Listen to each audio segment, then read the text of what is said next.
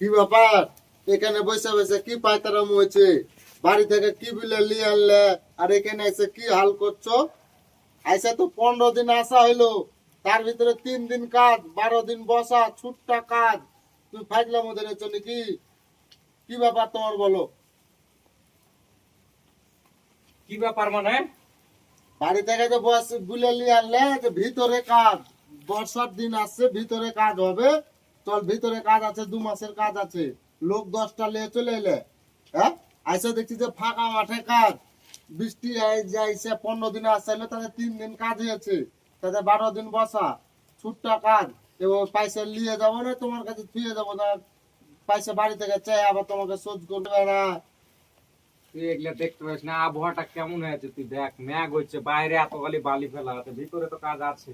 তোরা সবাই মিস্ত্রি আসছিস, তো কি করে কাজটা হবে বল? তোমাকে তুই সেই মশলা হিসাব মাখাবি? করে আমি মশলা মাখাবো না কেন? তুই তাহলে মশলা আমাকে বালি চাল। তোমাকে সেই হিসাব করে পজিশন করে লোকজন নিয়ে আনতে হইতো।